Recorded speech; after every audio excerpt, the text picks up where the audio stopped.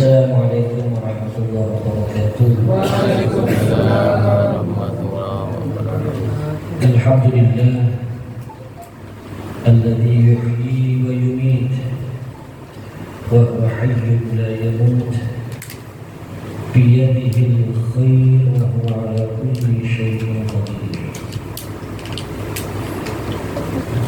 Wa asyhadu an la ilaha illallah wahdahu la syarika lahu وأشهد أن سيدنا محمدا عبده ورسوله اللهم صل وسلم وبارك وكرم على البشير النذير والسراج المنير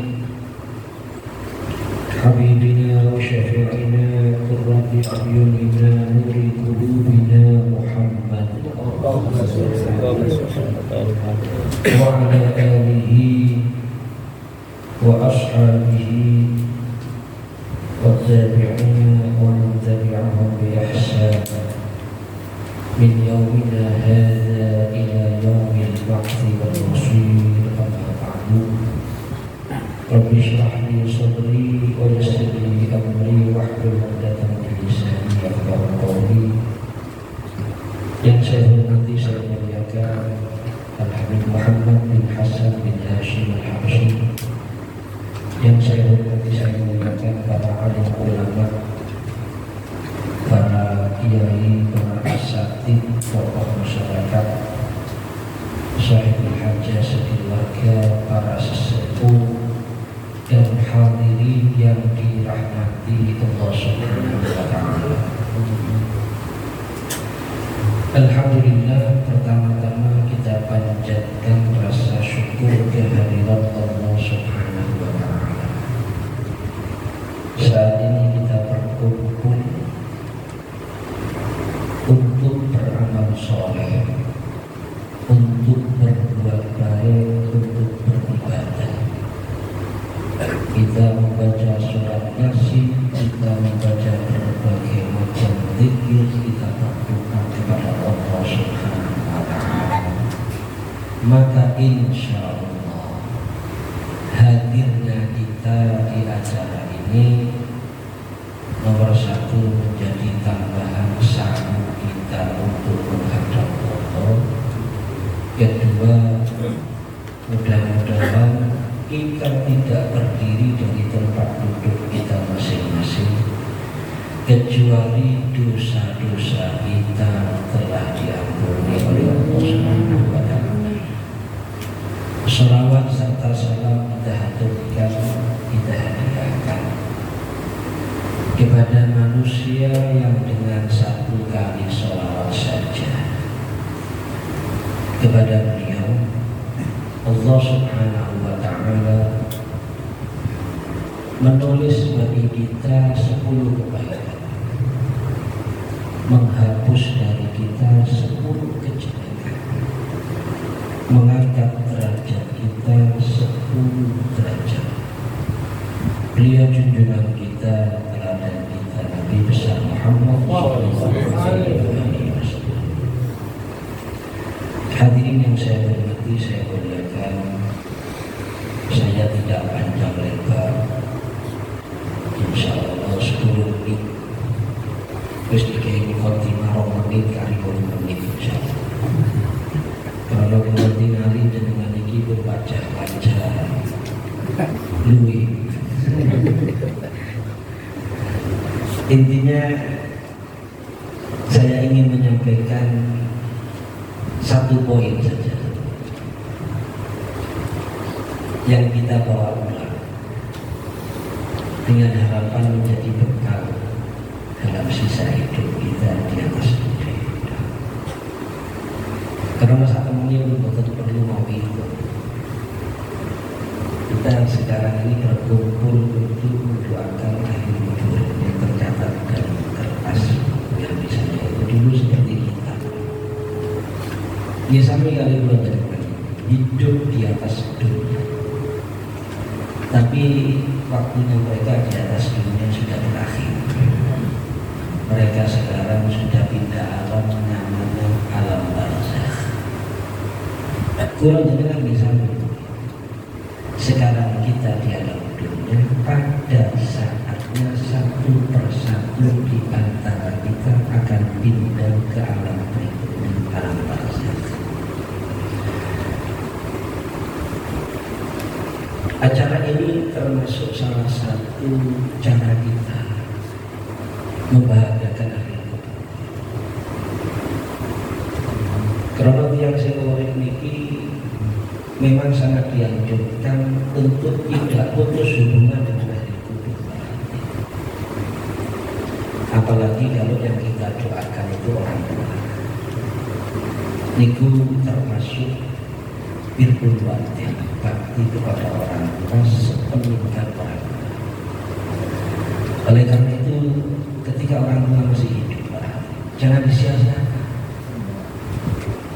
Jenengan gada tiang sepuh niku si urip niku nikmat. Asal kita berbakti, asal kita hormat, asal kita patuh, asal kita memuliakan, asal kita memperhatikan, asal kita melayani dengan sebaik-baik. Maka kalau seperti itu dijamin insya Allah kita akan sukses dunia akhirat, bahagia dunia akhirat.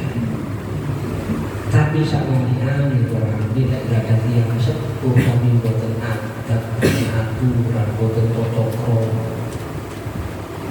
menyakiti hati orang tua, melukai hati orang tua, mempengaruhi sama-sama mungkin boten didik yang sepuh pun sudah lanjutnya si usia kondisi fisik sudah rosok, sudah nggak bisa apa, kadang-kadang anak tidak jelas, tidak jelas, ditinggal, dicampakkan begitu saja. Na'udzubillah min dzalik. Seorang anak itu mau sehebat apa ibadahnya, mau sehebat apa ilmunya,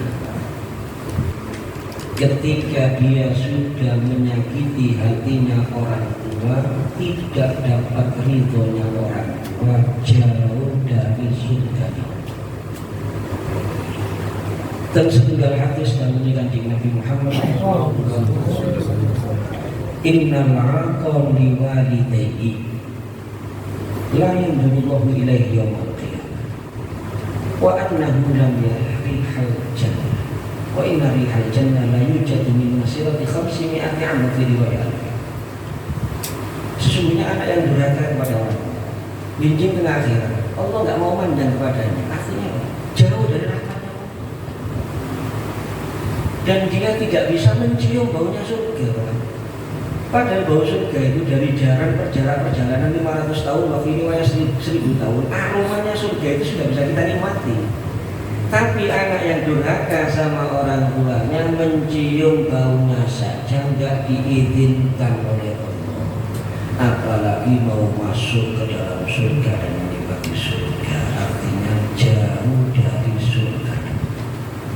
Oleh karena itu dalam sikap, dalam tutur kata kepada orang tua yang masih punya orang tua, baik dua-duanya masih komplit atau sudah tinggal satu, apalagi sudah sepuh, hati-hati. Kalau betul ini jangan sama gini. Kadang-kadang kali tiang pintu itu ngomong aturan, ambil bapak tidak ada aturan. Ibu sudah tua renta, kalau bicara sama istri, lemah lembut, enak bujuk, halus, disayang-sayang, begini sayang, giliran ngomong ambil ibu, kuasa. Bicara sama ibunya dibentak-bentak kadang-kadang. Enggak sedikit yang seperti itu. Oleh karena itu hati-hati. Yang kedua, birrul walidain itu enggak sebatas hidupnya orang tua. Walaupun orang tua sudah wafat, kita punya kesempatan. Apalagi dari Rasul sampai seuri orang tua kata dusoni, kata salai, kata khilaf yang sepuh. Jangan pesimis. Tebus kesalahan-kesalahan kita di masa hidupnya orang tua. Jangan durhaka dua kali. Urip wong tua durhaka, sepeninggal orang tua durhaka. Ini apa? Gimana caranya kita berbakti kepada orang tua sepeninggal orang tua? Yang istiqomah doakan. Itu caranya. Mohonkan ampun kepada Allah, mohonkan rahmat kepada Allah. Kedua, minimal sepekan sekali ziarahi sayang. Karena itu cara kita membahagiakan orang tua dalam kubur.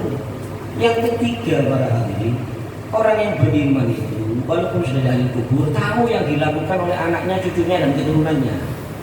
Lah yang buat susah orang tua di masa hidupnya itu apa? Ketika kita ini melakukan perbuatan yang tidak baik, ketika kita maksiat, ketika kita berbuat dosa, itu yang menyusahkan orang tua kita, itu yang mencoreng nama baiknya orang tua, itu yang membuat orang tua kita nggak tenang di masa hidupnya. Maksiat dan dosa yang kita kerjakan, yang kita lakukan. Lah itu sepeninggal orang tua jangan dilanjut. Kalau orang tua sudah wafat ya sudah, jangan dilanjut. Kalau masih maksiat berarti menyusahkan orang tua di alam kuburnya 2 kali. Di masa hidupnya menyusahkan, di alam kuburnya menyusahkan. Di masa hidupnya orang tua membuat gelisah orang tua dengan dosa yang maksiat yang kita kerjakan. Sepeninggal orang tua juga tetap kita masih membuat gelisah orang tua dalam kubur. Oleh karena itu sepeninggal orang tua yang masih maksiat, mohon maaf jangan dilanjut maksiatnya. Berhenti, bertobat kepada Allah Subhanahu wa ta'ala agar tidak menyusahkan orang tua di masa hidup dan menyusahkan orang tua sepeninggalnya orang. Ya mungkin ini saja, tak banyak lebar. Pas 10 menit, alhamdulillah kita terbebas. Kita mohon kepada Allah agar masih punya orang tua, mudah-mudahan kita bisa membahagiakan orang tua kita dunia akhirat, membuat senyum orang tua kita dunia akhirat, mengangkat derajat orang tua dunia akhirat. Kita mohon kepada Allah Subhanahu wa ta'ala, kita di bulan Sya'ban mungkin-mungkin Allah hari ini barokah di bulan Sya'ban kepada kita semua, panjang umur kita semua, sehat walafiat, orang tua kita yang masih hidup juga panjang umur, sehat walafiat, sakit melebet bulan Ramadan yang akan datang dan bisa memanfaatkan Ramadan dengan sebaik-baiknya. Amin ya rabbal alamin. Dan kita mohon kepada Allah, Ramadan akan datang mudah-mudahan bukan Ramadan terakhir bagi kita.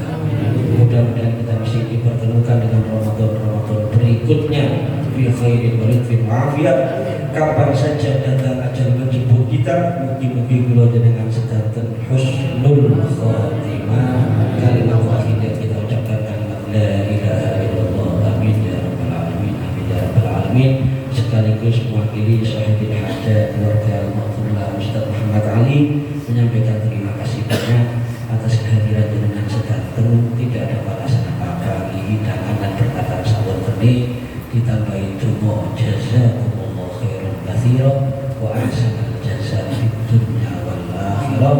Atas nama sahibul hajat sekeluarga manakala terdapat kekurangan dalam penghormatan baik dari segi tempat hidangan dan santuné, mohon maaf yang sebesar-besarnya. Kemudian sebelum doaul wahbah, merusakan kebiasaan itu almarhum Al-Habib Hasan bin Muhammad bin Huda Segar membaca Dzikrul Jalalah, ijazah dari Waliullah Qutbil Ghaus Imam Al-Habib Abi Bakar bin Muhammad Segar Gresik.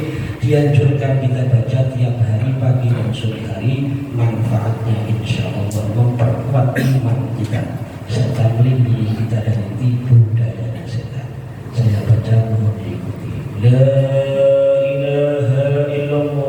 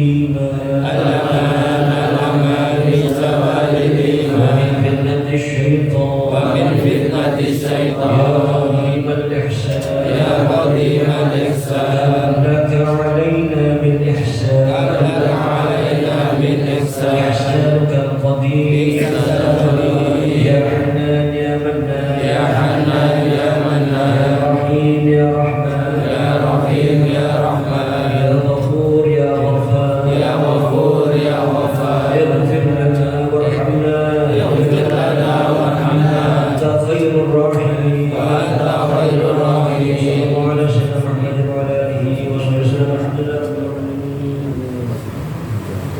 warga